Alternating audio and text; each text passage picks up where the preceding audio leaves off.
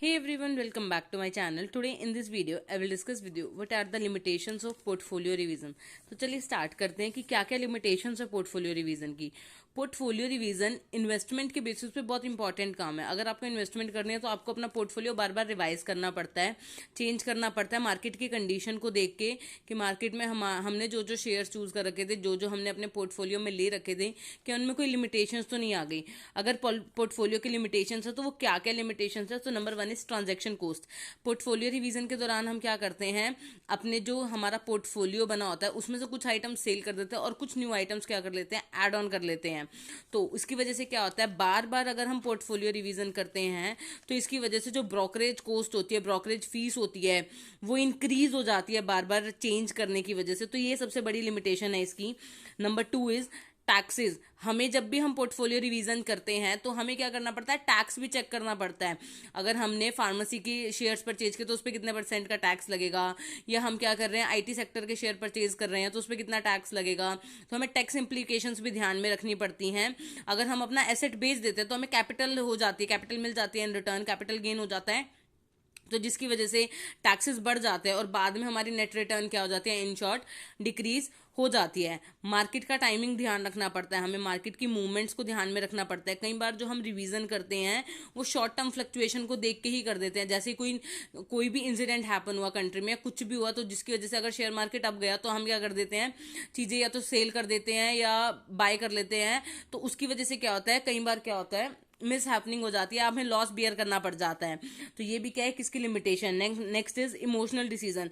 कई बार लोग क्या कर लेते हैं, इंपल्सिव बाइंग और सेलिंग कर देते हैं, एकदम से आ जाते हैं, जिसकी वो क्या होती है उनके लिए, उनके पोर्टफोलियो के लिए वो बेटर नहीं होती. इन शॉर्ट उन्हें लास्ट में क्या करना पड़ता है, लॉस बियर करना पड़ता है. तो इसीलिए लॉन्ग टर्म स्ट्रैटेजी पे बेस्ड रहना चाहिए, शॉर्ट टर्म स्ट्रैटेजी पे नहीं, जिसकी वजह से हमें लॉस बियर ना करना पड़े. लिमिटेड इन्फॉर्मेशन होने की वजह से, जैसे कई बार ये होता है कि कोई भी इंसिडेंट हैपन हुआ तो उसकी वजह से क्या हुआ, शेयर मार्केट बहुत ज्यादा अप चला गया तो लोगों ने पैसे लगा दिए लगा दिए लगा दिए. अब सडनली शेयर मार्केट डाउन हो गया तो लोगों का पैसा क्या हो जाता है, डूब जाता है. तो लिमिटेड इन्फॉर्मेशन, लोगों को रिसर्च करके प्रॉपर क्या करना चाहिए, अपने मनी इन्वेस्ट करनी चाहिए. ये इसकी लिमिटेशन है पोर्टफोलियो रिवीजन की. Next is implementation challenges. जैसे जैसे हम पोर्टफोलियो वो करते हैं, अपना बैलेंस करते हैं, रिवाइज करते हैं, तो कई बार क्या होता है, इलिक्विडेटेड जो एसेट्स होते हैं उसके केस में दिक्कत आती है. लिक्विड एसेट्स कौन से एसेट्स होते हैं, जो इजीली कैश में with in instant time convert नहीं हो सकते. तो इंप्लीमेंट जब हम करते हैं तो हमें उन्हें ध्यान में रखते हुए इंप्लीमेंट करना चाहिए. नेक्स्ट जो लिमिटेशन है पोर्टफोलियो रिवीजन की, कॉस्ट ऑफ प्रोफेशनल एडवाइस. अगर हम अपने पोर्टफोलियो को रिवाइज करने के लिए बार बार किसी प्रोफेशनल की हेल्प लेंगे तो हमें उसकी फीस पे करनी पड़ेगी. तो जो उसकी फीस होती है वो हमारे बेनिफिट से ज्यादा निकल जाती है, तो हमें क्या होता है, ज्यादा प्रॉफिट नहीं होता, या इन शॉर्ट हमारे पास कोई ज्यादा मार्जिन नहीं बचता.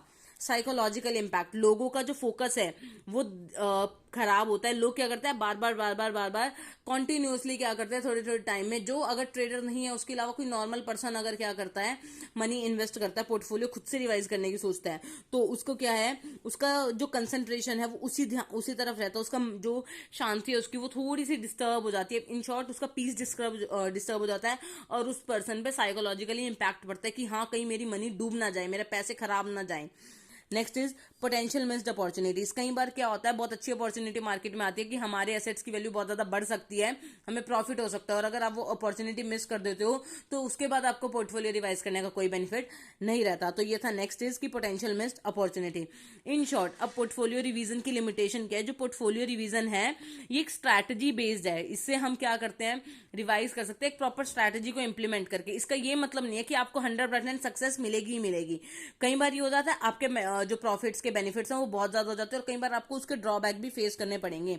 इन शॉर्ट कि अगर हमें अपना पोर्टफोलियो रिवाइज करना है तो हमें इन लिमिटेशंस को ध्यान में रख के पोर्टफोलियो रिवाइज करना चाहिए. ये थी पोर्टफोलियो रिवीजन की लिमिटेशंस. आई होप आपको क्लियर हो गई होगी. अगर आपको इससे रिलेटेड कुछ भी डाउट है तो आप कमेंट सेक्शन के थ्रू पूछ सकते हैं. Stay tuned for more videos and thank you for watching this.